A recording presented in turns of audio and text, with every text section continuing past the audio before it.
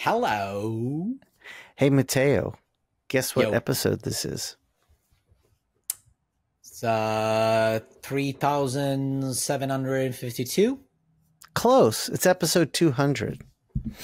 Okay. I missed by 7,152. I love your math. Your math is awesome. So we wanted to do something special. We've been talking for a while about what we're going to do for our 200th episode. And as we were discussing this, our amazing editor, Jamie, recovered the footage somehow for the Craig Thompson episode. And we thought that's the perfect episode to air because I think, Mattteo, you agree with me? This might be the best episode we've recorded. Yeah, probably. Yeah. Yeah, I think so too. If not the best, for sure it goes into the top 3. Yeah. I was really, really bummed when if we Eric lost it. wasn't there, let's put it this way. If Eric wasn't there, it would be the best. But since Eric was there, probably second best. Well, our amazing editor, Jamie, could remove Eric from the episode. It's still an option. So maybe Eric is here, maybe he's not. You'll have to watch and see. But thank you all for listening. This is it's only episode 200, but that's exciting for us, but it's also doing great and we love what this show has become. So thank you, everybody. Yeah, thanks a lot, guys. It really means a lot, and it's been a fun run so far. So and we're just getting started. So we got some fun stuff coming, but thank you all. Enjoy this episode. Anything else you need to say, Mattteo? Only I would love to say my bye-bye, but it doesn't make sense because why don't you say like a enjoy the episode?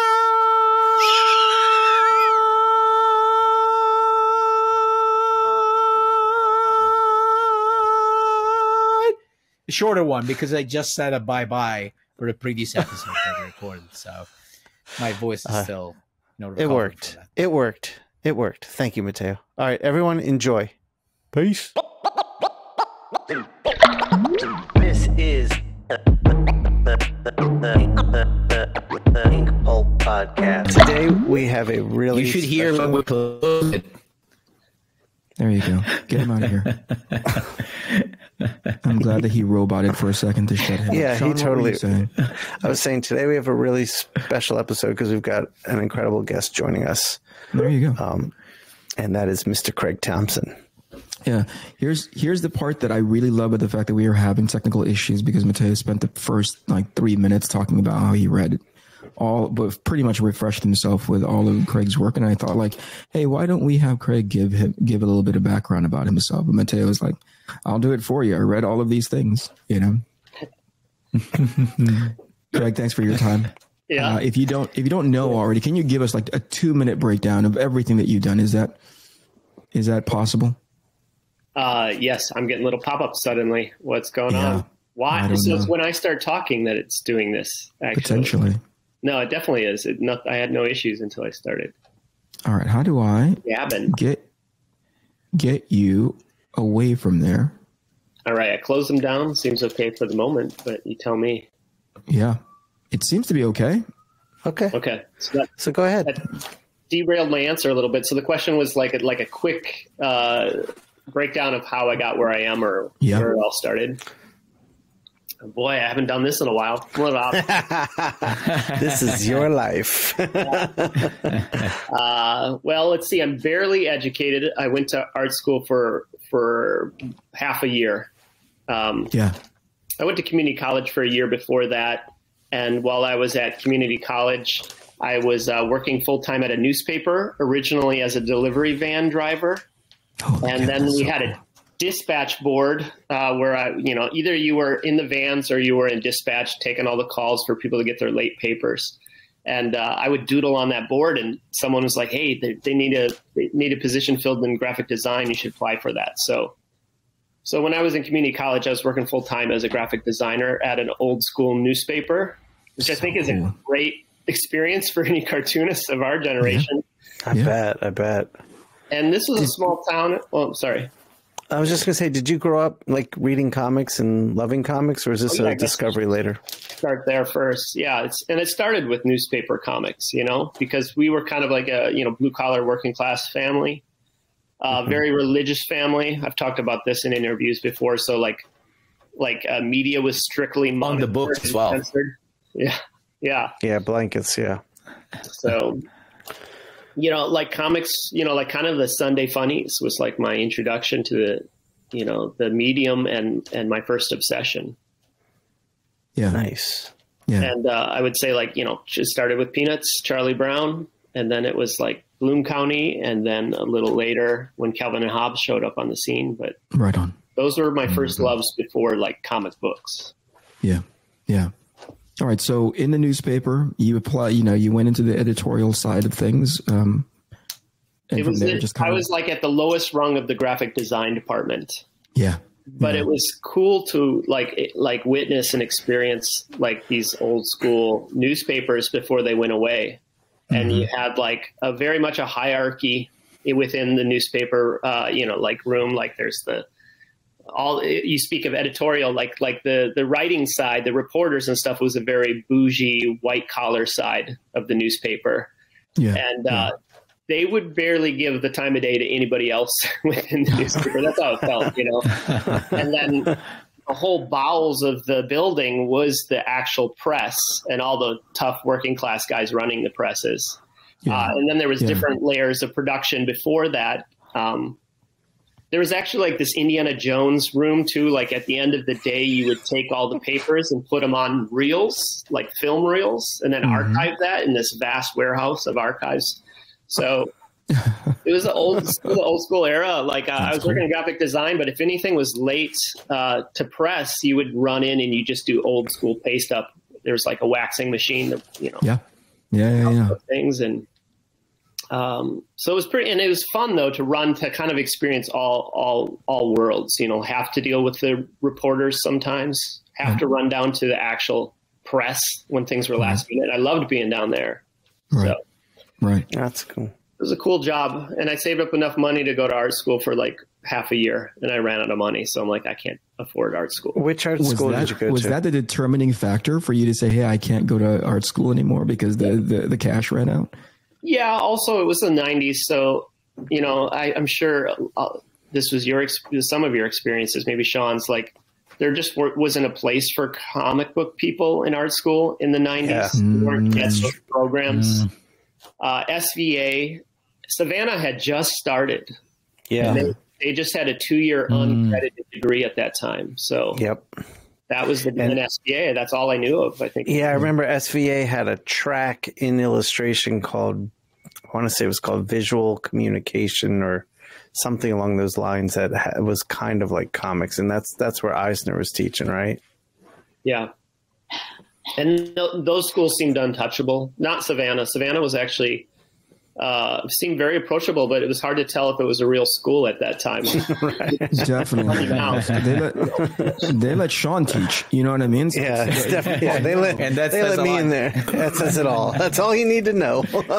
You just sent in cereal box tops and a couple of colors. You know what I mean? Like cereal coupons, and you got your decoder ring. But really, it was money. It was just like.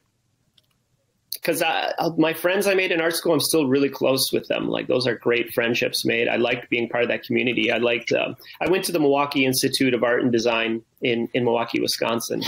And I thought that was it's a humble school at that time, but that's what made it a cool, exciting place to be. It was just basically in old warehouses. There's just 2 buildings, the art school. Have you been there? I have not. No, okay. I remember versions of that sort of versions of those sorts of like campuses and universities in which things were a lot smaller and less. My stepfather went to a similar school like that. My father-in-law went to a similar school like that. Really small, humble school campus. Yeah. I miss that era. Now I'm feeling really old now that I'm talking about like working at old school newspapers, going to an art school that was art school that's just like a dingy warehouse, basically in an industrial district. This is the 3rd Ward of Milwaukee, which now is like the bougiest part of the city. Sure. But at that time, it was all that was there was Pabst Brewery. So it's just like this industrial wasteland. It smells like hops and malted barley.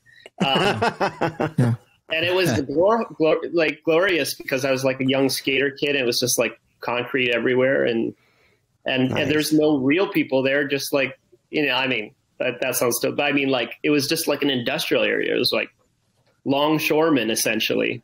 Yeah. It was a cool place to go to school. And now, like, I guess the artist really turned that into the hot spot of the city, and it became super gentrified and built up and all like condos now. So. Stupid effing artists, man. I swear. Yeah. They ruin all the typical.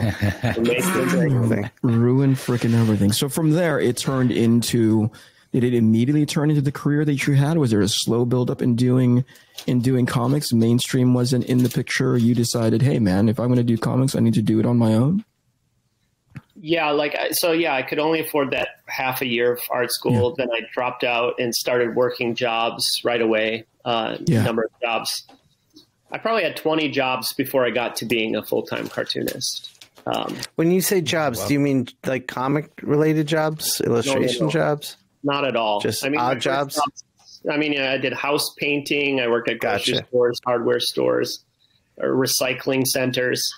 But the things that got me closer to comics is I was a laser light show animator at a children's museum, designing laser light shows. Oh, okay. That is the most odd. Like I woke up at 4:30 this morning. At no point did I think to myself, like, somebody's going to bring up a laser light show in a conversation later. That was also of its time too. To think of like, it was like kind of these Pink Floyd style light shows. I was just going to say, Pink Floyd.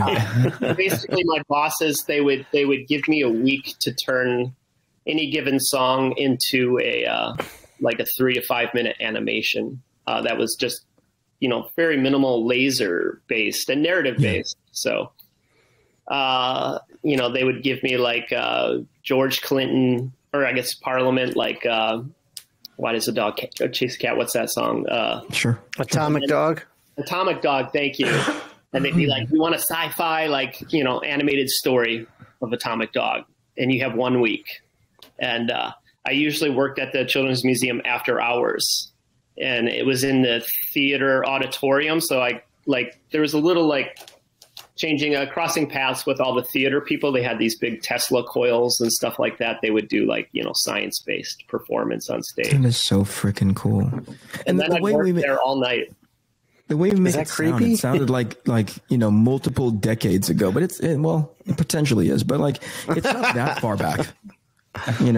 When you were talking about putting together newspaper and using the glue, right? I remember going through that in high school, being part of the school paper. I was like, oh yeah, this burns your hand every time you take it out of the press, so it's not that far back. And then I realized, oh wait, I'm in arm's length of 50. So it's easily. It is that far back. It is that far back. Now I feel bad. I'm going to go drown myself in some hot coffee now. But then I moved to Oregon. I moved to Portland when I was 21, just turning 22. And I had a bunch of bad jobs. But the first real job I got was at Dark Horse Comics as a graphic designer. Wow. Oh, okay. I didn't know that. Nice. Cool. Yeah. And that was my last real job in general. So that would have been 1997, 1998. Were you starting to work on your first book on the side at this point? Yeah, my first book, Goodbye Chunky Rice, was really about that whole experience of leaving my friends behind in Wisconsin and this move. So I worked on that. Half of that I drew while working at Dark Horse, and then the second half I drew after I quit Dark Horse. Dark Horse is also one of the longest jobs I've held, and it was 7 months. 7 months. So how did you? I was not cut out for the work. How did you survive while finishing Goodbye Chunky Rice?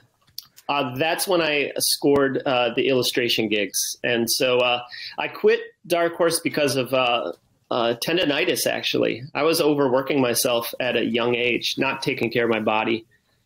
So, I'd work my 40-hour-a-week job, and then all evening and every weekend, I'd be just drawing like a storm, and Right. it eventually just kind of destroyed my wrist at that time.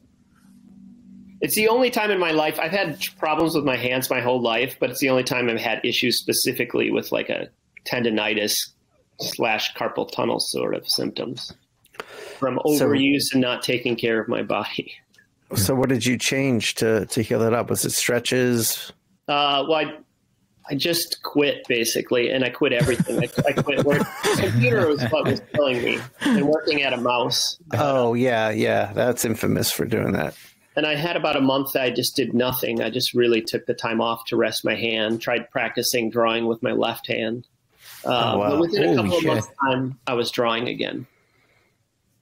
And then I gave myself like this window of like, I have 6 months of savings before I need to get a real job again. I'm going to see if I can strike up a career in illustration. Yeah. I was doing like $50 illustrations here, $50 illustrations here. And then finally I lucked out and landed a gig at Nickelodeon, another bygone era Nickelodeon magazine, when they were getting all these indie cartoonists like, Tony Millionaire and is it true? I always wanted to ask you this. Is it true that you funded your life while doing blankets through the illustration work at Nickelodeon? Yeah, 100%. And That's amazing. Nickelodeon paid quite well by the standards of that era. So like, I think it was $7.50 a page for the comics pages. And then if you did a cover for the comic book, it was $1,500. And because That's good for this era, Yeah. This is good. Now, there's like 99% of artists, they can't get that right now. So yeah, it's freaking awesome. So if I did 2 Nickelodeon pages a month, I was set, and I would just have the second half of the month just to work on my personal work. That's awesome. That's amazing. Yeah. Let's go back to that era. Right? Everybody go back to that era and start doing Nickelodeon magazines, I wish. And I learned right away, because I tried doing different kinds of freelance work, and I did a couple small things for the Marvel.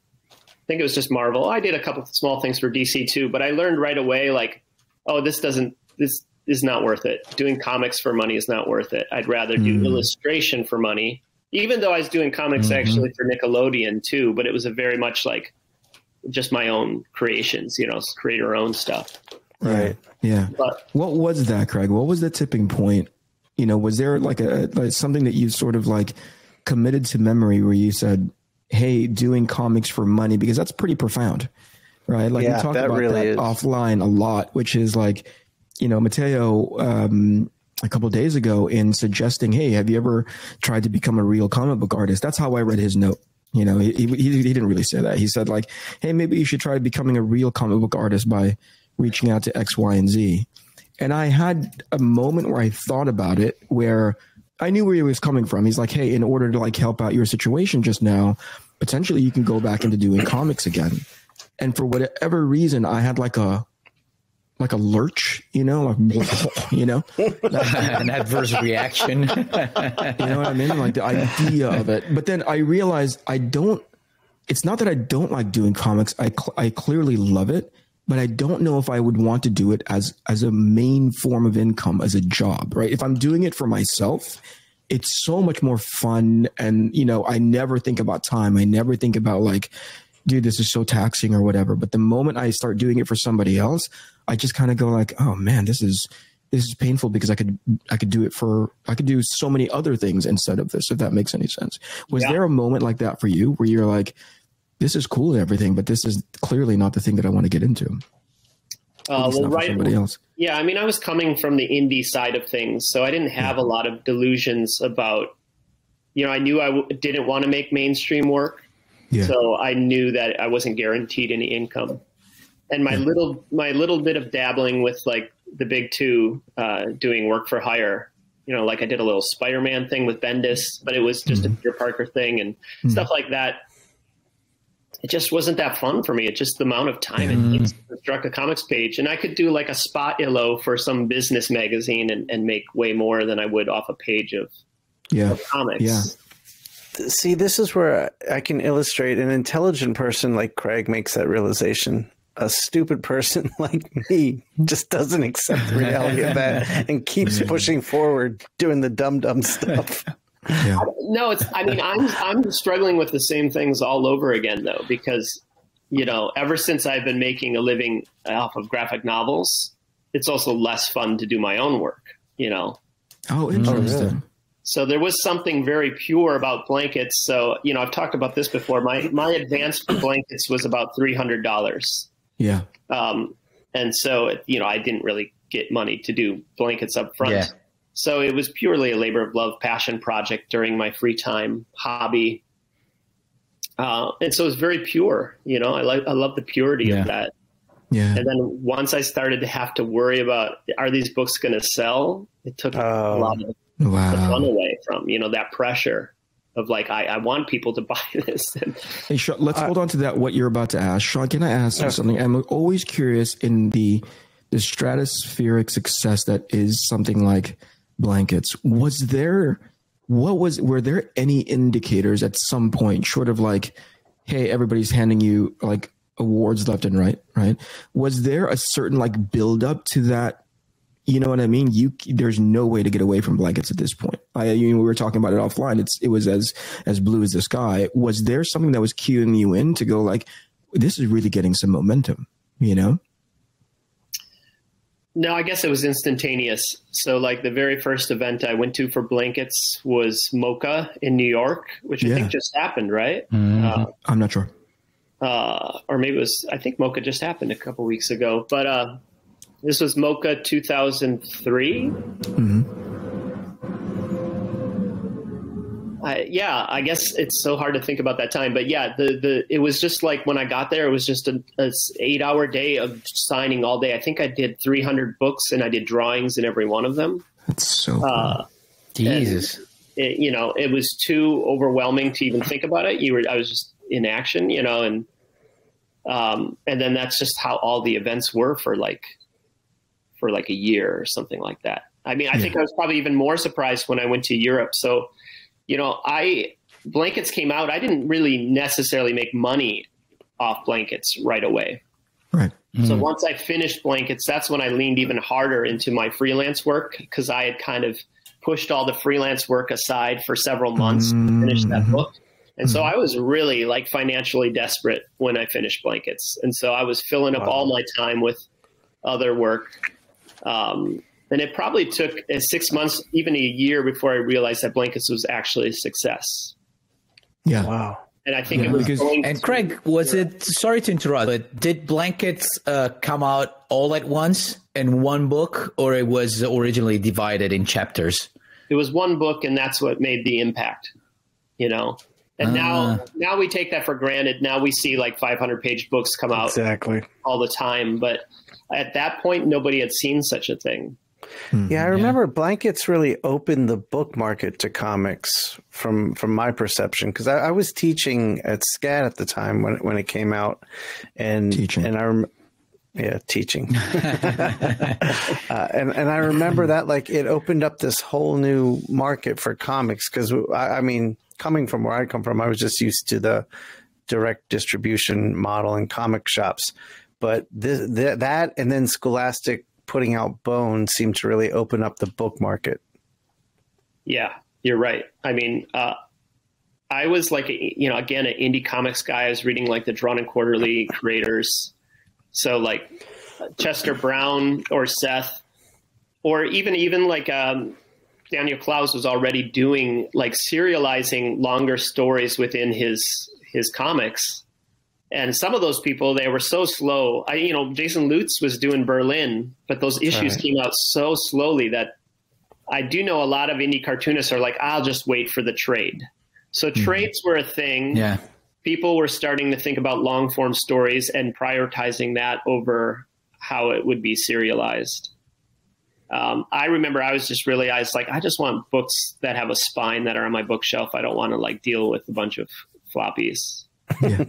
My attitude has changed since, but Chris Ware did Jimmy Corrigan in 2000 that came out. Right. That made a big impact. And then Fun Home, Alison Bechdel's Fun Home was like 2006.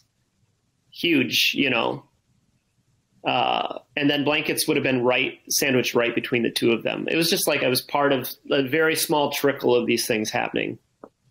Yeah. Black Hole came out around that time from Charles Burns. And Small but impactful, man. Yeah. Again, it to Shawn's point, I think it opened up not just the market, but I think generally from the consumer side, from the buyer side, it opened up what successful comics could be. Because if you think about the era in which we were leading up to Blankets, there was like a saturation of like superhero stuff, right? And that was getting, if not all, but definitely the most attention.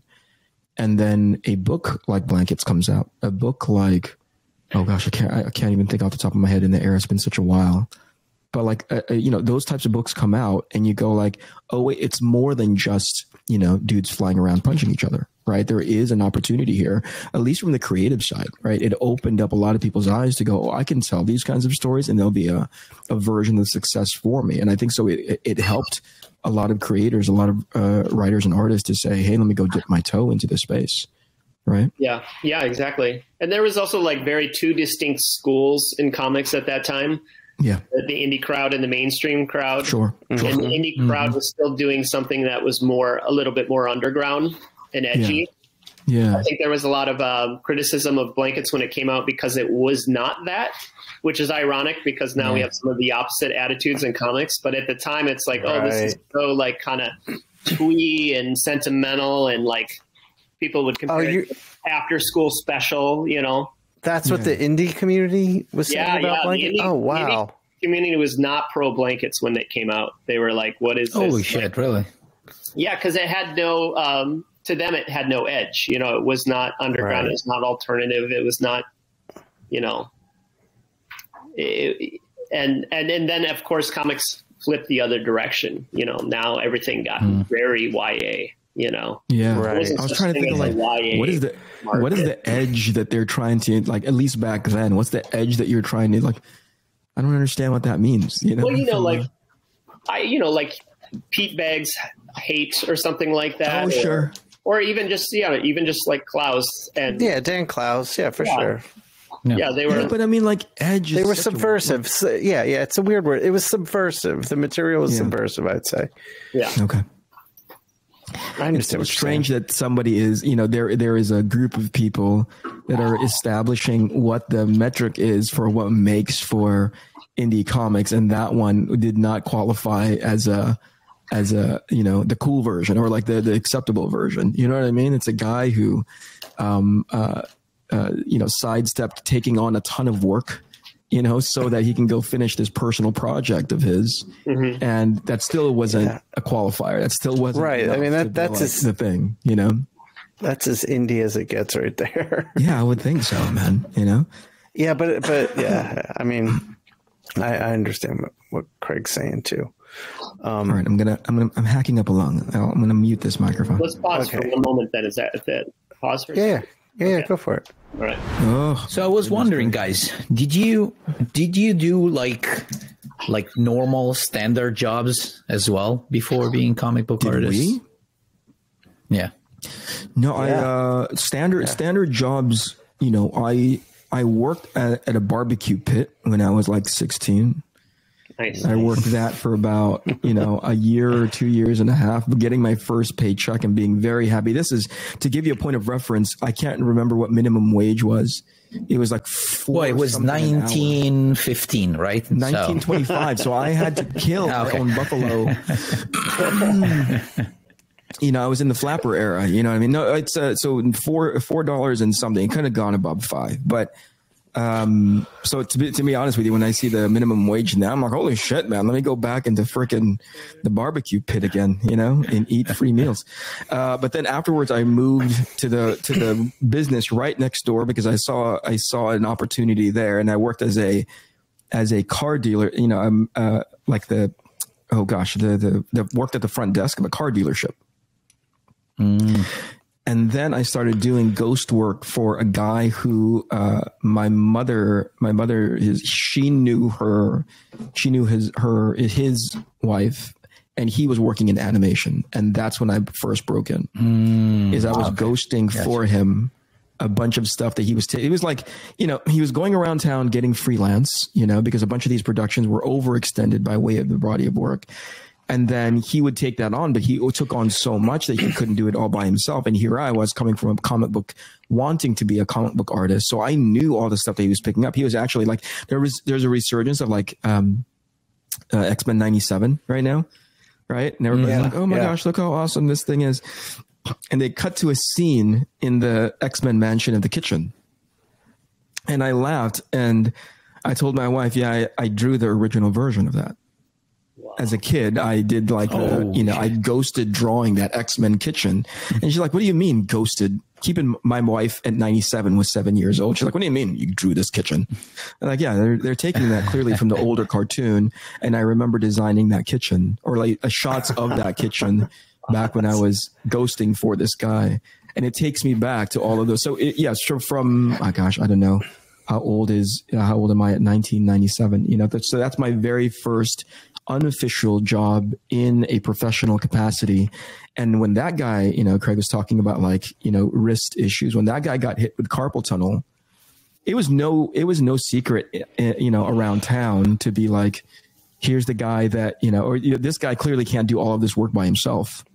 So he must have an assistant. And as soon as he went down, they said, hey, who's the guy that does all of your backup work? Let's hire him on. So here I was, a kid of, I don't know how old, no license, driving from Long Beach all the way into Santa Monica / Burbank area in a car that I bought off of like a local penny saver, you know, hoping not to hit anybody with it, with no license, because I wanted to work in the animation industry.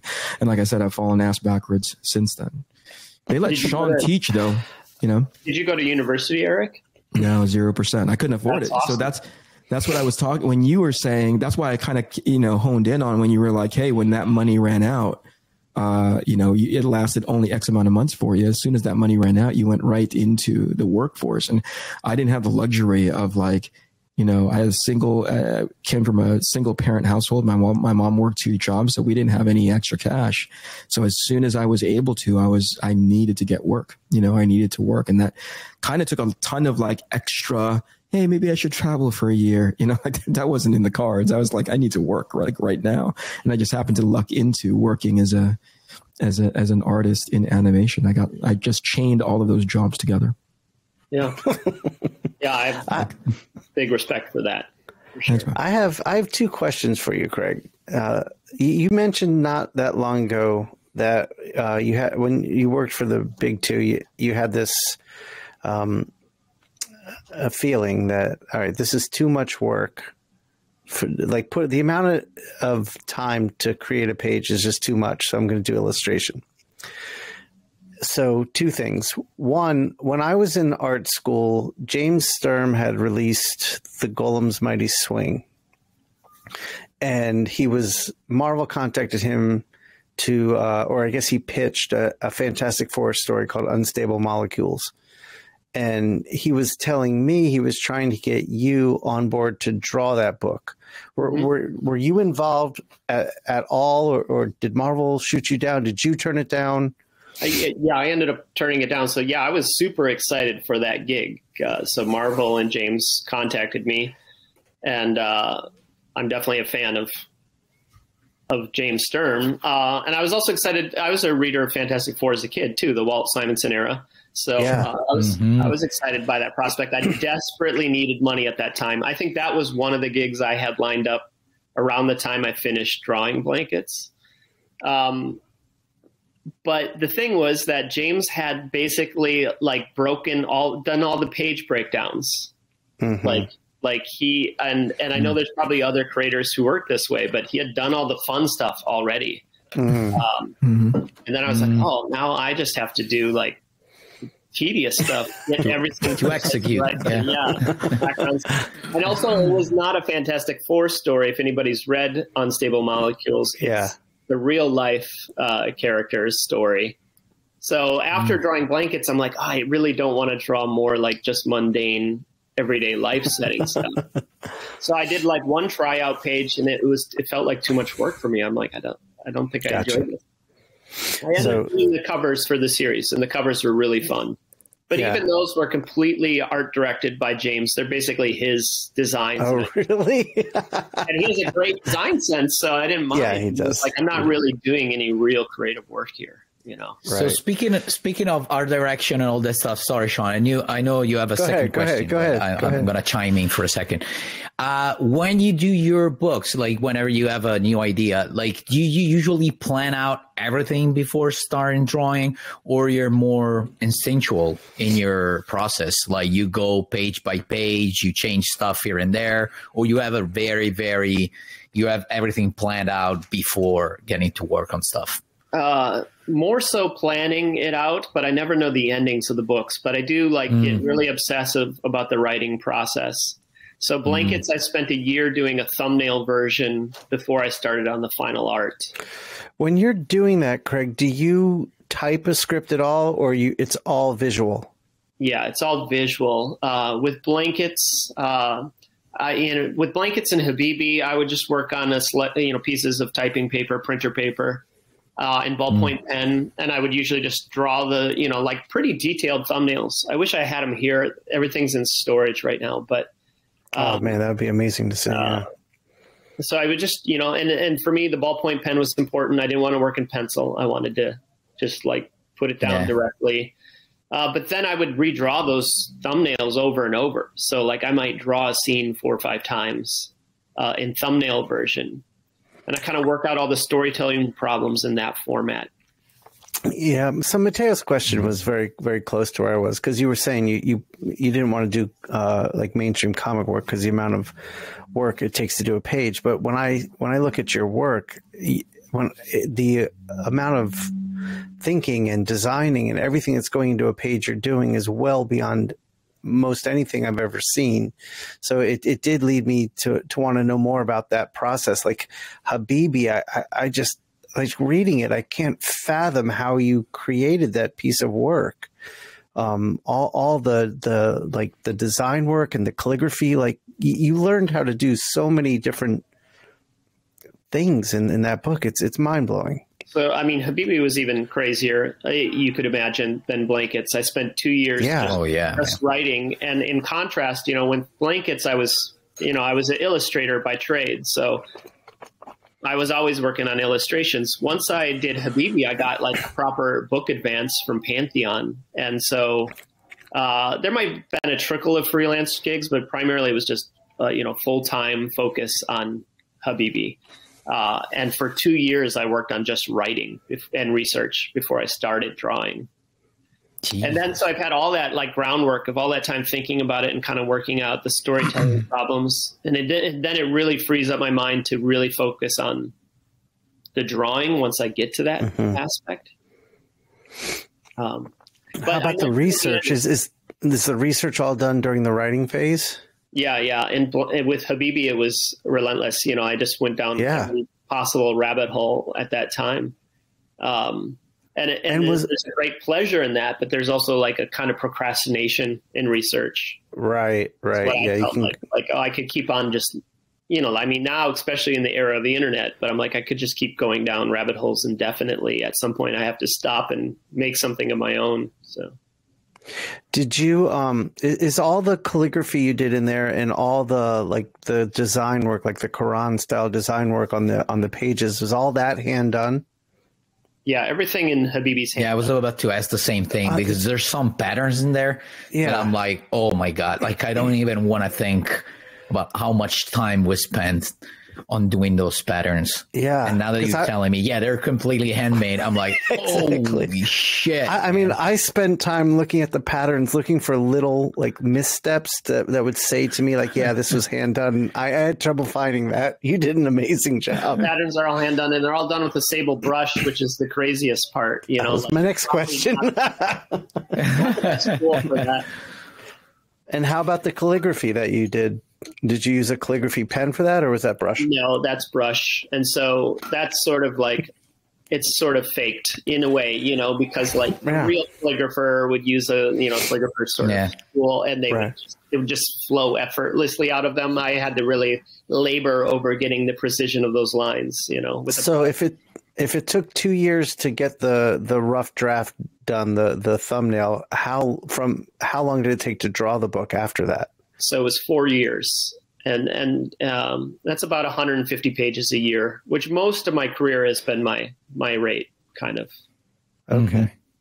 Like blankets, I would do 2 pages a day when I was working on it. So that's good. Like, you know, like I'd knock out 20 pages in 2 weeks, basically, with blankets. Habibi was down, you know, I was usually about 1 page a day. Some pages took as long as 3 days to do. I imagine so. Yeah. And then I've just only recently, now in my 40s, I've gotten much slower. But, you know, that's just my brain doesn't work as well. You know, it's a crisis of confidence, and, you know, I don't have that sort of natural flow within me anymore. I don't know if that's just a thing with age or. Yeah, I'd like to talk about that a little bit. You said crisis of confidence. Do you feel less confident in the work you're doing now than you did early on? Yeah, for sure. And I really envy that sort of the naive qualities about my early artwork, you know, naive in both good and bad ways. I'm sure there's elements that like really betray my age, basically. But, you know, I wasn't thinking about the response to my work. You know, I didn't think anyone would see blankets. And I think that's a very pure place to create from. You know, no one's going to see this. This is just almost like my diary. So did Goodbye Chunky Rice, you don't feel like that got people looking your way? It's probably sold to maybe 4,000 total, you know, so it was a very small indie success. By indie comic success in the 90s, it was actually on people's radars, but yeah, you know. I had, that was on my reading list when I was teaching before Blankets came out. Oh, wow. Well, again, I thought blankets would sell about 2,000. teaching. I thought that's about the audience that blankets would find, about 2,000 people. I did not think it would be bigger than that. And I never thought it would earn any income at all. So, do you know how many it's sold to date?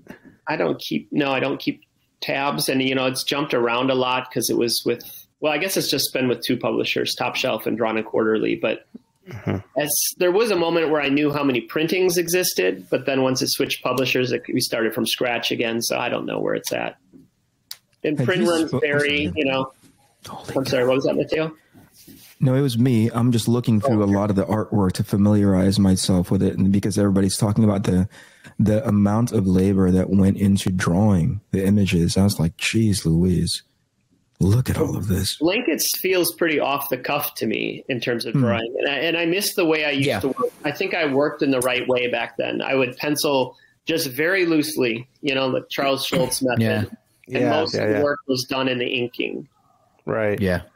And I would like to get back to that style of working, because ever since then I've been much more like over-labored in my penciling. Yeah. Well, Habibi was way cleaner from, you know, my judgment, which I don't know if I'm right there, but Habibi was way cleaner. And I think that, I don't know what you think about it, but in Ginseng Roots, you kind of mix the two. Like there's a lot of attention to design and stuff like that, but you went back to a dirtier style, if it makes sense. Yeah. But you can tell, you know, that you're leveled up in terms of, you know, how much you drew. Like there's way more drawing behind the inking, if that makes sense. But do you think you'd be able to go back? Like, is there a way you can go back to that kind of, you know, lightness, if that makes sense, when you draw, or you just gave up and you're like, no, it's those days are gone and I can't get it back? Because it's painful to hear you saying that, because you're at least to me, but I think that Eric and Shawn could say the same. Like, you're amazing. So it's hard to hear you saying that. Well, thank you. That's generous. You guys are amazing. All three of you also use brushes in your work, right? Yeah. I do, yeah. Not Eric. Eric does not. They won't let me. Well, Eric, you used to, right? Are you digital, Eric? I forgot what's it's all digital now. Yeah, it's all digital. Okay. Yeah. Because I don't think like books like Habibi like necessary. Like as I was working on the book, I was like, this doesn't lend itself to the brush. I'm looking at like Gustave Doré engravings and stuff. Very ridiculous like book design from a big, foregone era. And a brush should be used in a more spontaneous and organic way. Yeah. And so I've kind of abused it over the years because like Space Dumplings, I drew with a brush too. And it looks like it was almost drawn digital. So at that point, when you're working that clean and crisp, what's the point of using a brush? A brush is not meant for that. That's exactly what happened to me. I reached a point with the brush. Somebody said it looked vector at one point, and I was like, whoa. So that's when I started moving towards dry brush and rough paper and thicker ink, so that it would bring some organic quality back to my work. And I love that in your work. And I know you guys are all friends with Mahfoud, and I love the way his artwork has evolved over the years. Oh, yeah. Much more. Oh, yeah. Absolutely. So I want to take him as a role model and kind of get back to that more loose way of working. And of course, Mattteo, you Europeans are way better at it than us Americans. There's something about American cartoonists have this real anal retentive style towards that in their work. And I feel like the Europeans have a lot more role models in terms of expressive line. You have Hugo Pratt and, all the we have all the Argentinian school and especially back in the 80s we had this huge collaboration between the Argentinians and the Italians, so those were really great years for comic books in Italy, and it influenced a lot of artists back then and even nowadays. What collaborations? Elaborate on that. What do you mean collaborations? In the 80s, there were a lot of Argentinian artists that started working for Italian magazines and Brescia, comic book magazines. Top of the heap, right? Was that sorry? Brescia at the top of the heap. Yeah, Brescia. Yeah, absolutely. And that brought a lot of a lot of mixing of influences during those years. I don't know exactly the history of it, but that I know. Yeah, I was completely ignorant to that. Yeah, no, absolutely. So we're especially the use of the brush, the traditional tools. There's still nowadays there's a lot of Italian artists that use those, that love those tools.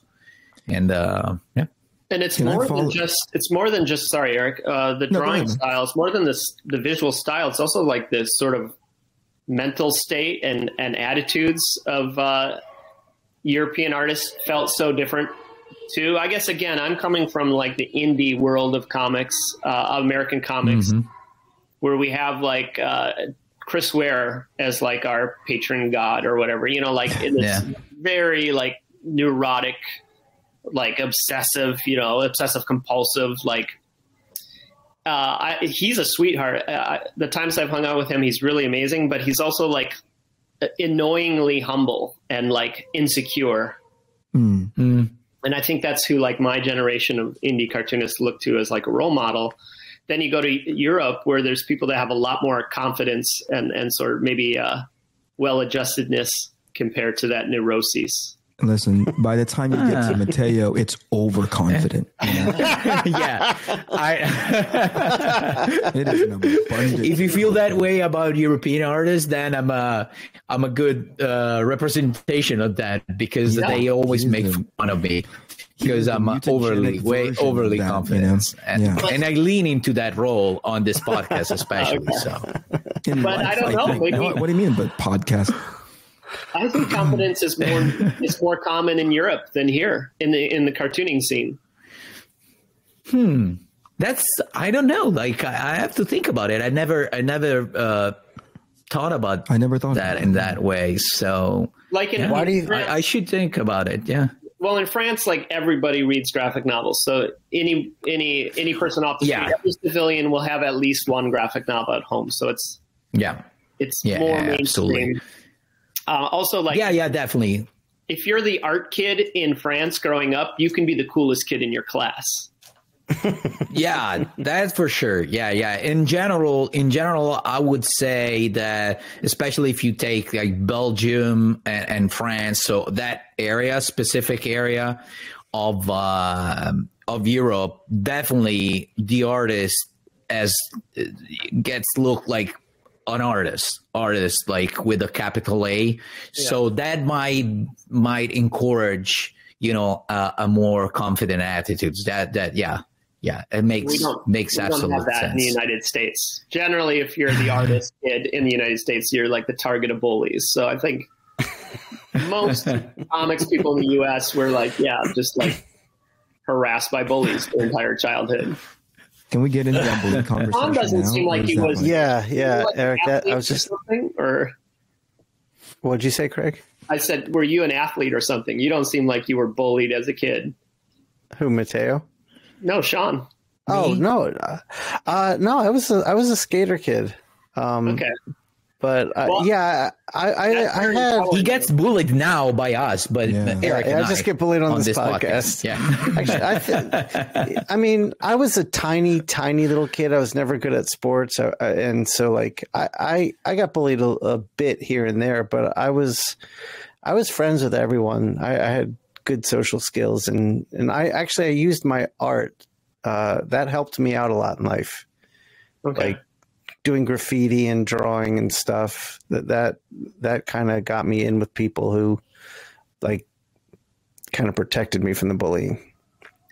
Yeah, I think there's a huge contrast too between elementary school years and high school, because like high school is when I started skating too, and it just became much more like, got into the kind of punk rock scene, and that's very empowering. So like, you can be the hopeless nerd when you're in elementary school, but once you find punk rock, that kind of gives you like a foot to stand on, basically. Yeah, it does. It does.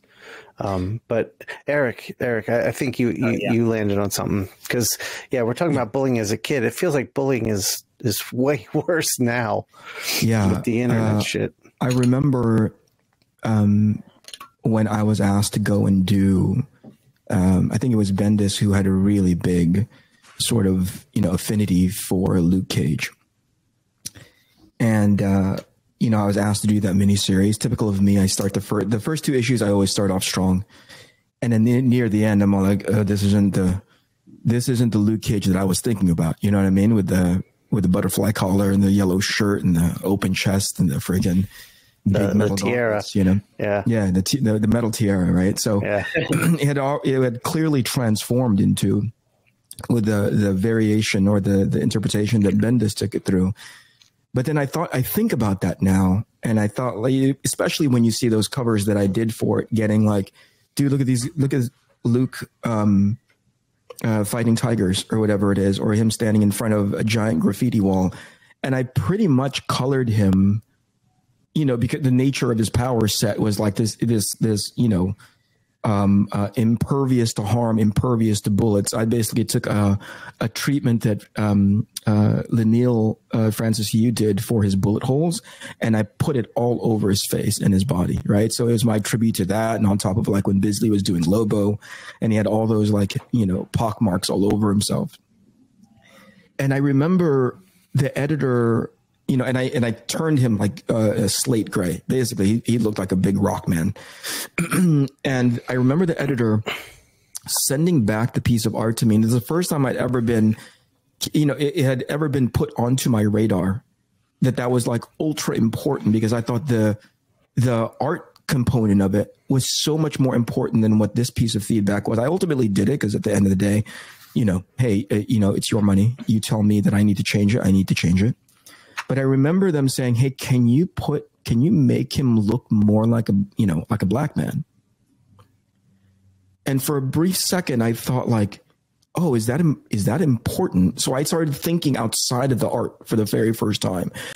And I think the reasoning was, and I hesitate to find the email because maybe this is just something that I created. And I think the reasoning was he was a very prominent black character, and it's really important to capture skin color.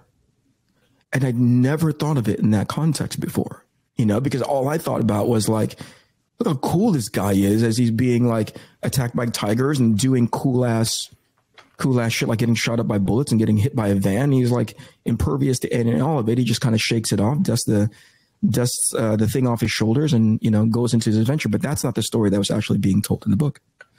It was actually very important that we give him all sorts of these backgrounds. You fast forward to now, and the level of, you know, the mutagenic effects of that kind of thinking far supersedes the ultimate goal, which is like making the coolest piece of art, right? Mm-hmm. So to tie that back all in, I remember when Shawn was telling me the buzzsaw that you ran into for doing a book like Habibi. And again, to refresh my, you know, the mental snapshots that I took of it as it was coming out to like now, I was really annoyed, frustrated, and angry at the idea that you were getting that kind of pushback, right? Yeah. Because I'm looking at the art and I thought to myself, you would deny people who love this medium, who love the stories that could potentially that's coming out of this, from a man who has the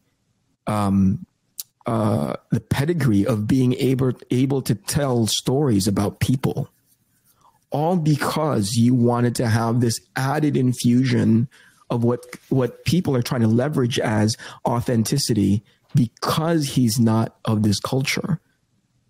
I immediately think like, this is similar to that note that I got, which is like, make him black because he's black. There needs to be that quote unquote authenticity infused beyond just the art. And that puts a haywire into my brain, right? Because if you represent it well, right, and you tell the story from an authentic, and to your point earlier, well-researched place, why does that part matter? Why does that added component of like, especially if you're representing well, right? One of the first questions that I asked Shawn, as he was explaining to me the kind of backlash that you were getting, I said, was he doing something in there that was unsavory, that's not representative of that culture? And Shawn goes, not based on anything that I read of the book.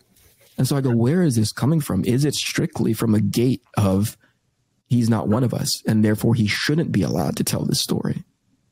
You know what I mean? Where does that? I mean, this is a long story to get into, but basically, it is the response to Habibi that sort of really shook my confidence. You know, and it's been difficult to create things since then, and it took me a couple of years to realize what was going on. So Habibi came out in 2011, and it had like 1 month of positive reviews, basically. And part of the reason it did is because the New York Times threatened my publisher. They said, just so you know, we have a review and it's going to, you know, decimate your book, you know. Jeez. They told you this ahead of time. They told my editor, honestly, I think there's money exchanged, to be honest. And he begged them. He's like, please give us 1 month before you release this review. And I don't know if money was exchanged or not. There's a lot of politics in New York publishing. And for a month, you know, like things felt pretty positive with Habibi. You know, I was getting some great reviews, you know. And did you get this thing about the New York Times after, I bet, right? You didn't know about this whole thing.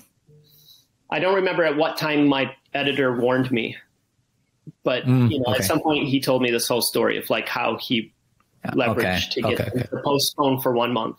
And then you know, as soon as they released their review, which kind of ripped the book to pieces, then all the negativity started coming out.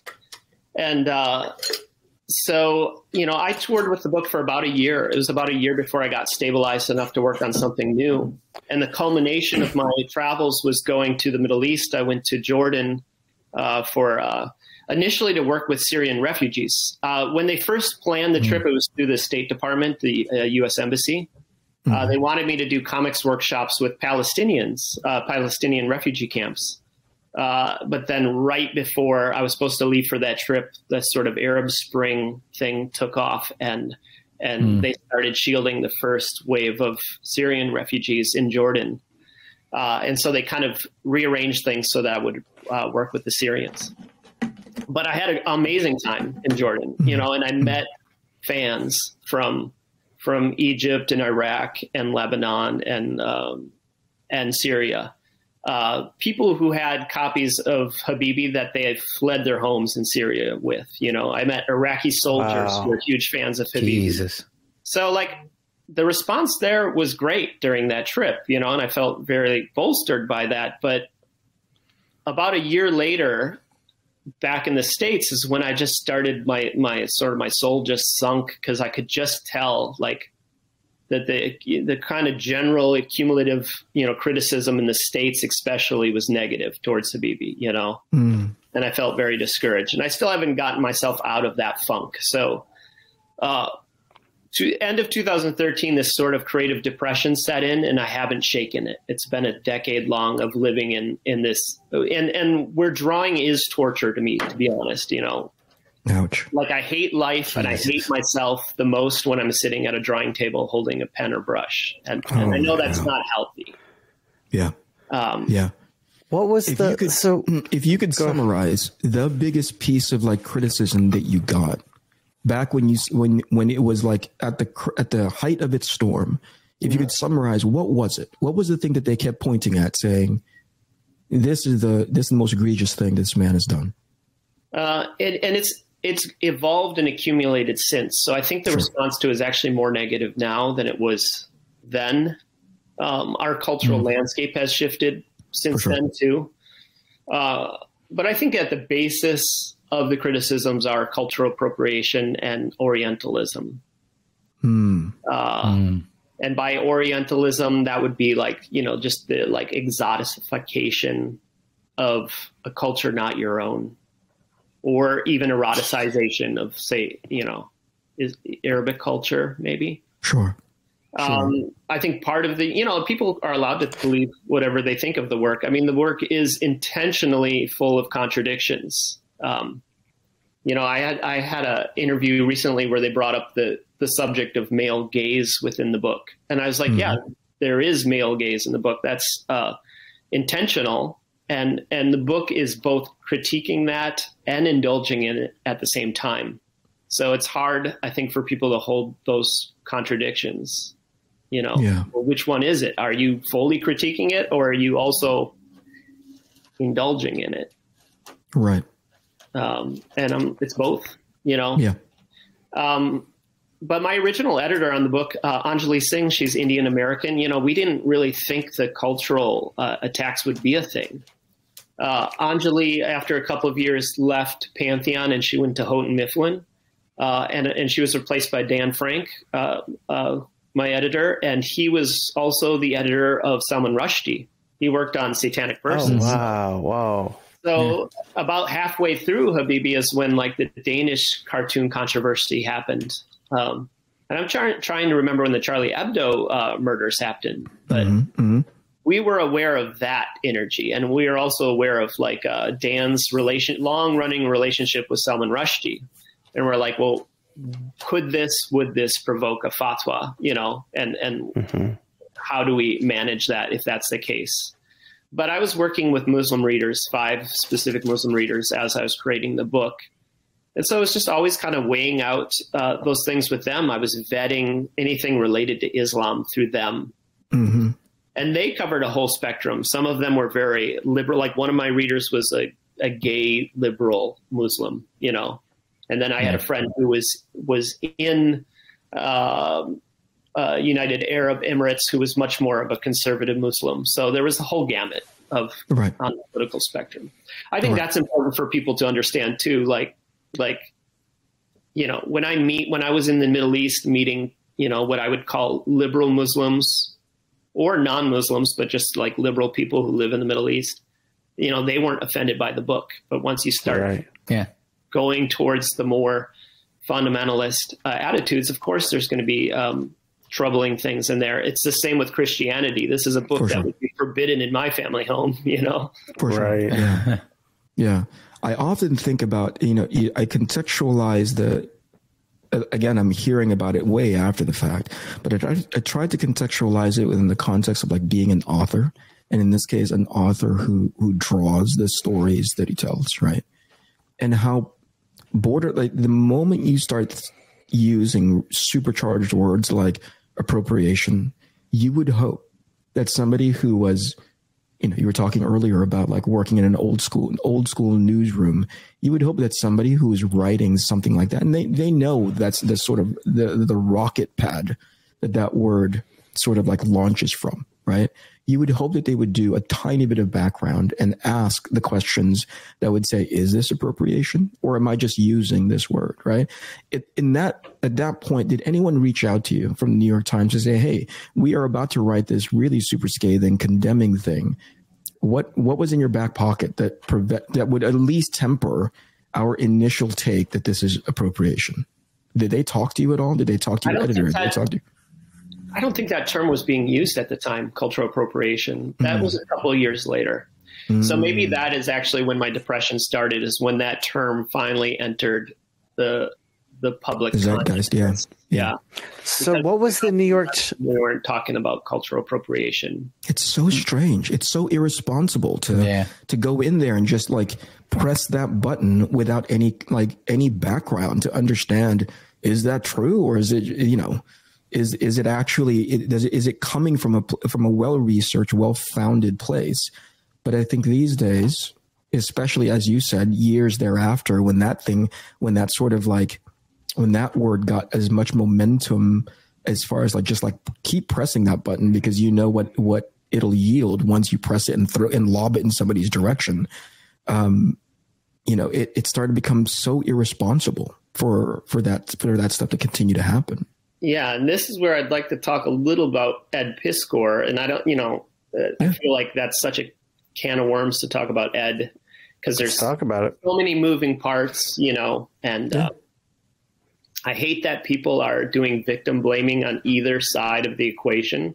Mm-hmm. Yeah, like there are people out there who are blaming his accusers, which is a terrible thing. I can just picture the sort of incel trolls that are coming out of the woodwork to attack women for making any kind of accusation, which is not helpful. And then there's people that are blaming Ed for still like after the grave, you know, whatever, for being responsible for everything that happened to him. And I don't think either of those people are to blame. I think it is more of a overall culture, internet culture, algorithm thing that's really to blame for how this tragedy unfurled. But I do know that Ed, you know, was also a target for these cultural appropriation claims for a solid decade with Hip Hop Family Tree. Sure. And there's something kind of concurrent about both books, you know, like Habibi comes out 2011. I think Hip Hop Family Tree is around 2013. And that's exactly then when that sort of conversation began. And so he was under attack for a solid decade for being a, you know, skinny white guy writing about a black culture.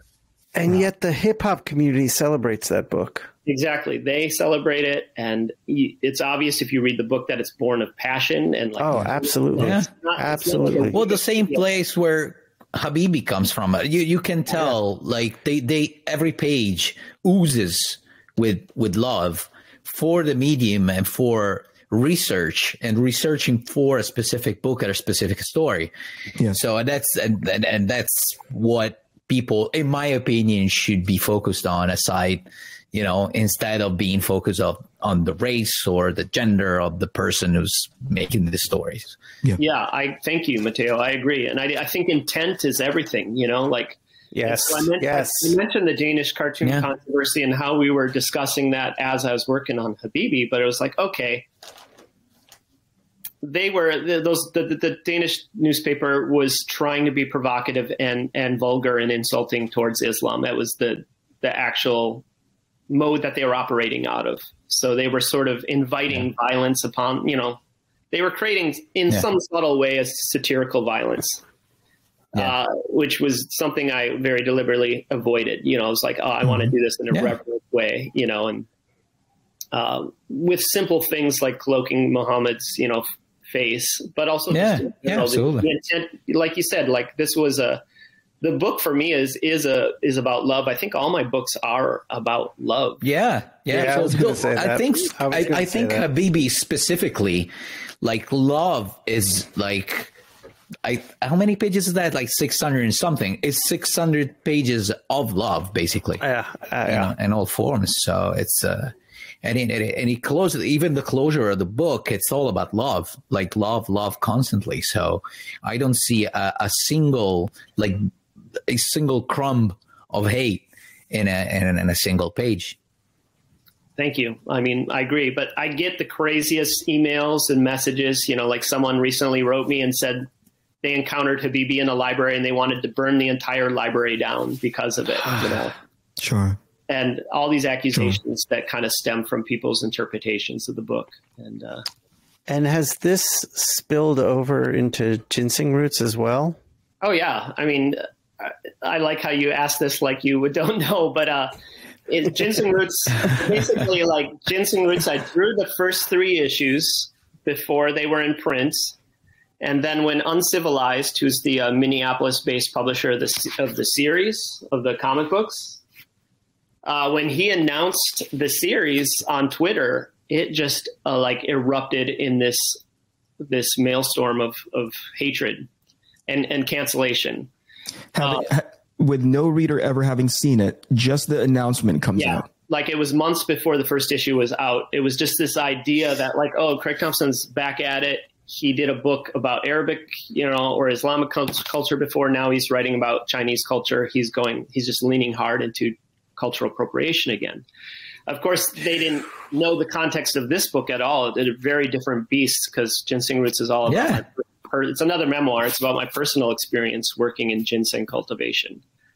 And, but yeah, it was enough to, just really destroy the book. And I had constant flurry of death threats. I had every festival I had invites to, decline, revoke their invitations. I went to one festival, it was in Olympia, and they said, we got hundreds of calls of protest for your participation in this festival, but we resisted them. But people are trying to cancel our festival because you're here. And just so again, going back to Ed, I have gotten hundreds of messages from people saying you need to kill yourself. Please kill yourself for the sake of comics in the industry. Jesus Christ. I've had festivals say we will keep our invitations if you come and publicly apologize for this book on stage. You're kidding. Oh my God. I've had people that's even worse. Yeah. I've had powerful people tell me your only future in this industry is if you put Habibi out of print. It can't be allowed to exist if you want to publish again. So the weird violence that has accumulated over time, I can't quite figure it out. That it is an internet algorithm sort of thing, I believe, and it's a snowball or a telephone game of I'm often put in this. I often try to put myself in this position in which I admittedly have a blind spot. Right? I go, there must be something that I'm not seeing. So, what I would encourage, and stay as civil as you possibly fucking can, because otherwise Shawn's going to delete it. What is the blind spot that we're not seeing when we're talking about, Craig should not be able to write these types of books, create these types of books, right? Especially if it's not coming from an incendiary place. What's the blind spot? Because I clearly cannot see it. I'm of the mind where if it's coming from, like you said earlier, Craig, and the intent, right, is to double down on what Mattteo is saying, it's an intent of love. It's a love letter in some capacity, right? What is the thing that we're missing? Why is this off limits, regardless of what, the skin color is? Is it just because, especially if there is nobody in line to go, I want to tell this story, right? It's not as if there's 20 people trying to tell the story. Yeah, you're stealing their job. Right. That Craig wants to, what is the pushback? Let the guy tell his story. Let the man make his book. It's strange because I wouldn't make a book like Habibi now. I mean, the culture is different. Probably my understanding is a little different. I don't think it would enter my mind to necessarily do a book like this. Oh, for sure. Also, a thing I've had to explain to people is like, this is an homage to 1001 Nights. And if you haven't sat down and read 1001 Nights, you might not get it. Like that collection of folktales is like just full of violence and sexuality and scatology. Like it's very like over the top vulgar entertainment of its era, you know? Yeah. So, yeah. I would hope that we never get into a place, and I will continue to resist it if we do. I would hope that we never get into a place by which somebody gets to set the trend of something that I don't particularly like, something that I like and something that they don't particularly care for. Here's the test to me, and probably because I grew up in a different generation, is that if you put out something and people don't like it, right, it just doesn't succeed, or it doesn't do well for itself, or it goes away on its own, right? At no point, short of the fact that there are less adults in the room, quote unquote adults, at no point did somebody say, I don't like this and therefore should never exist, and I'm going to threaten your life because of it, right? There were very few instances in which that was true. It's becoming more and more true, and hopefully it's becoming less and less true again. Yeah.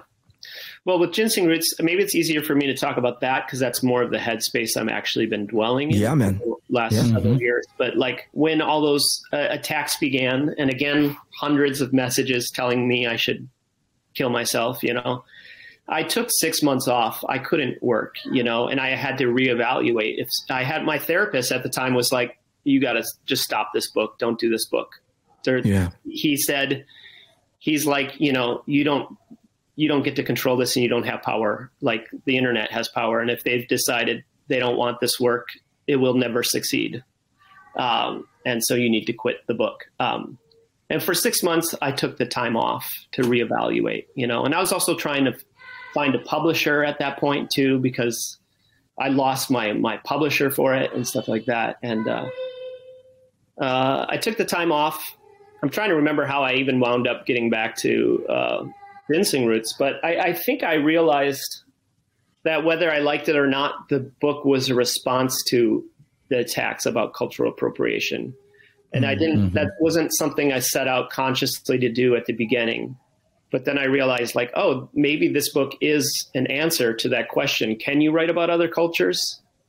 I'm suggesting maybe you can in the places where they overlap with your own. I had this very unique childhood. I grew up in a town of 1,000 people, redneck town, all white, you know, rural Wisconsin, but it happened to be the largest producer of American ginseng in the entire world. So like ever since the 1800s, this little town was doing big business with China, exporting this medicinal Chinese herb.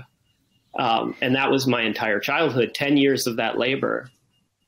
Maybe they should condemn Wisconsin too for cultural appropriation. The crazy thing about ginseng is it's the origin of the U.S.-Chinese trade relationship before this was even a country. Yeah. So right away in like 1708, Jesuit, you know, priests, explorers were already exporting American wild ginseng to China for profit. I write about this a bit in the series, and that like the American Revolution was actually funded by selling American ginseng to China to pay for our debts to France. So it's the beginning of our trade relationship with China, which becomes more and more, you know, the sort of like the political and global trade conflict between the U.S. and China is shaping our lives more and more. And it's interesting that ginseng was the beginning of that relationship.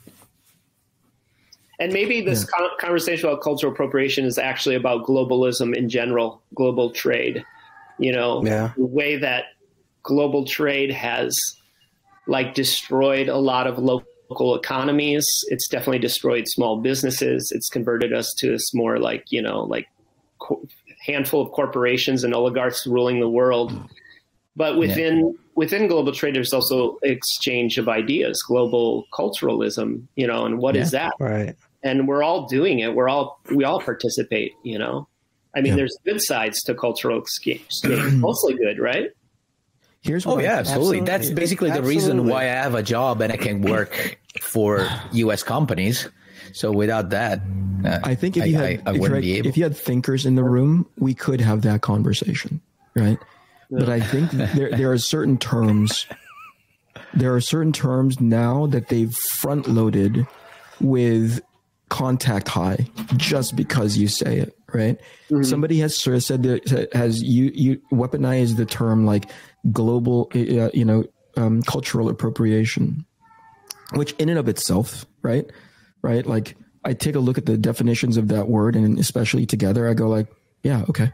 Right. So, why is it immediately evil? Somebody told me that it was a bad thing. And I think and this is my point about thinkers in the room.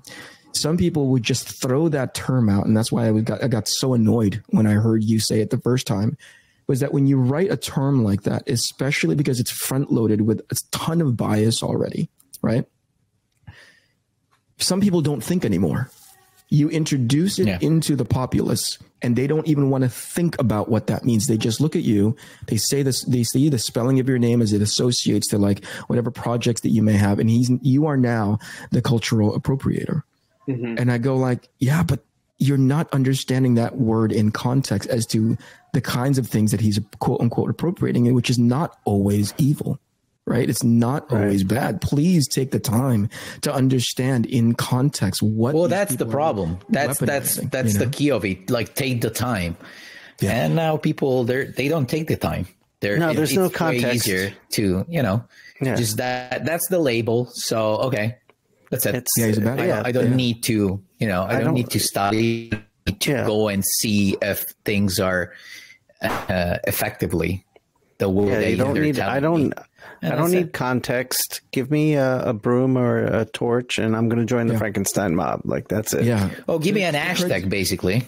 That's how hashtag works. Yeah, that's true. To Craig's point, the algorithm has trained everybody into becoming these unthinking hammers, looking for the next set of nails that they want to hammer into. You know what I mean? That they want to pound into the ground. I would just say it breaks my heart, going back to the Ed Piskor conversation, that there was so much more to that all of these hammers were just like pre-programmed into thinking because the right terms were mashed up into each other. And now they have, because of that pre-programming, now they have their directive, And they're still hammering. They're still hammering. Yeah. It's insane. Well, I was actually trying to think of like what's a legit toxic application of cultural appropriation. And I started thinking of that documentary about Pepe the Frog. Have you seen this? Sure. Feels Good Man, about Matt Fury's Pepe the Frog. Mm-hmm. Highly recommend, because I don't know if you remember during the Trump era where all the like right-wing sort of Proud Boys had appropriated that little green frog, Pepe the Frog. Yes, I remember this. Matt Fury, who's just like a indie comics stoner guy, doing these innocuous like comics about like these weird stoner frogs, and how did this suddenly become a symbol of like hate speech in the sort of extreme right wing? So that the documentary kind of unfurls that, but it talks about the history too of like 4chan. So I guess that documentary focuses more on how the right has appropriated things and controlled the narrative. But it, of course, is coming from both directions. Both the left and the right have their trolls. They have their weird, whatever. Yeah. A whisper network, is that a term people use? Oh no, that's a term I've become familiar with now. I hate that term. That term too during this whole Ed Piskor tragedy situation. Yeah, but both of those, like the right and the left, have these like extremes now of underground groups that just like sort of appropriate. So I felt terrible for Matt Fury. I've only met him once. I met him at a party at Jordan Crane's place in LA. And that's when he was in the thick of it. He's like, my innocent little cartoon character has been appropriated. Extreme right thing. Like, what a horrible thing. If Chunky Rice was on all these. That's certainly that's appropriation. That's stealing someone's creative. Well, yeah, that's property to represent what you want it to represent, For sure. But here in the Northwest, Eric's in the Northwest, you're in Oregon, we have, Pendleton wool.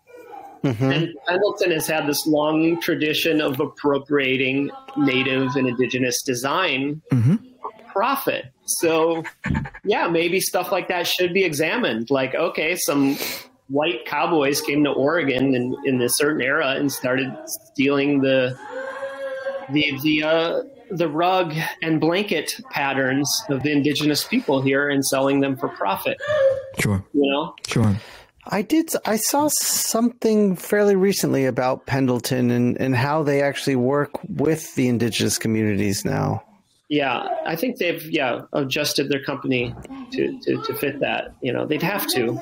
Yeah, and because they also are celebrating those patterns, but they're profiting off of it at the same time. So it's like, it's a juggling act.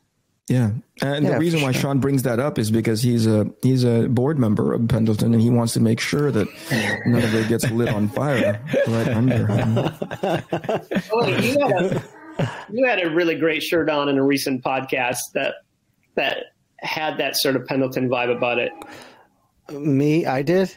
Yeah, it had some really great sort of like. Yeah, Mattteo got that one for me. That was Mattteo has a. Oh right, yeah. Whereas that's a lot of different podcasts sidestep any sort of semblance of appropriation, we actually have a rule here in which we're like appropriate all the time. I remember when one of Matteo's friends who watches the podcast said, "Hey, you're doing a podcast with like with Shawn and a black guy, And I thought to myself, like, who did we have a? And then it was referring to me. Who's the black guy on the podcast? And I thought, like, yes, cross that appropriation line. Well, let me go back to my original point, right? Which is we're running up on an hour and a half, and we don't take too much of your time.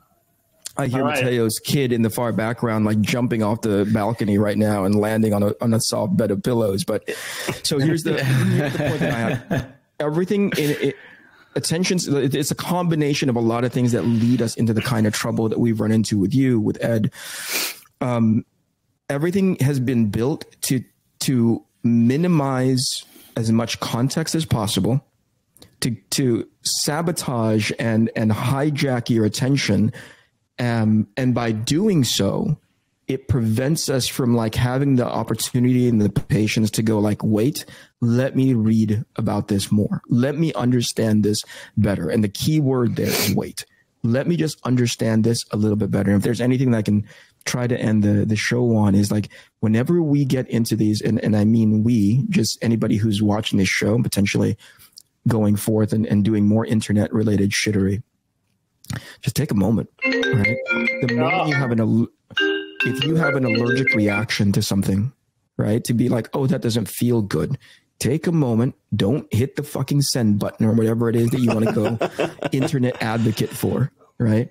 Just take a moment and try to understand it better. Ask better question than who do I get to, hang a noose around their neck today? Are going to, because more often than not, it's probably not as extreme as you think. It's probably decontextualized like you wouldn't believe. And the more you read about it and get out of your own sort of like, I often think of these people on Twitter, appropriately Twitter's logo at one point was a bird, right? And I often think of a lot of these people who go on these lynch mob, monster, Frankenstein monster hunting things as like those birds that are constantly just opening their mouths and waiting for somebody to feed them the next bit of sustenance so that they can continue their daily. And I go, just for a moment, please, please, please engage that part of your brain that was God given to you to like think about this for a moment and see if you feel the same way about it a few hours later, a few minutes later, Yeah. And okay. Wait. And also having you on the show, Craig, for me, I'm glad we had this discussion too, but I really wanted to take the time to celebrate you as a craftsman and the amazing accomplishments you've done for the medium. Yeah, man. And I really hope like whatever people can do to praise the legacy of the work you've done. I'd love to see more of that going out there, because you have created some beautiful, beautiful, masterful comics. Yeah. And I think that's one of the main reasons for the better part of the hour and a half that we've been on. We didn't get into the controversy until near the tail end, because if you contextualize it that way, look at this man's body of work. Look at this artist, look at this author, and look at the stuff that he's done for the benefit of good, for the benefit of like telling a story. And again, for the version of like, hey, you are allowed to go and create whatever the heck you want. This guy's one of the prime examples of it, right? And to say like that one thing that was not brought onto himself by something that he did, it was brought onto himself by like other people and their like weirdo hormones. And the immediate implementation of like public opinion, which is really fucking gross, right? Don't lose track of the fact that this guy did all these amazing things, right? Yeah, absolutely. Just don't lose track of that, like, because you contextualize it that way instead. He is not somebody else's worst day. He is not somebody else's like hormone infused tangent on the internet. Yeah, and right, also, Craig. Wait, real quick. One more thing, Craig. Talk to you guys. I want to leave on a really positive note. So when I was in Portland, I hung out with Craig when I was with Jim, and it was Zoe, my daughter's birthday coming up, and she had never read Blankets, and I asked Craig if I could get a copy of Blankets, and he did this beautiful drawing inside for her and wished her happy birthday. I came home and gave it to her. She disappeared into her room for the evening, and came back and said, "This is my beacon. This is exactly what I want to be doing." So your legacy is strong, brother. Wow. There you go. John, thanks for doing it, man. Yeah. That's Thanks awesome, for doing man. the show. Thank you. Thank you, Absolutely. It's been an honor, man. And a huge pleasure. Positively, all of that talking, all of that context, all of the stuff that you've been talking about kept Matteo's mouth shut about talking about himself. And that's like 40. That's a huge thing. Yeah. All right, you guys. We'll talk to you later. All right. Say goodbye, Mattteo. Inkpulp Podcast.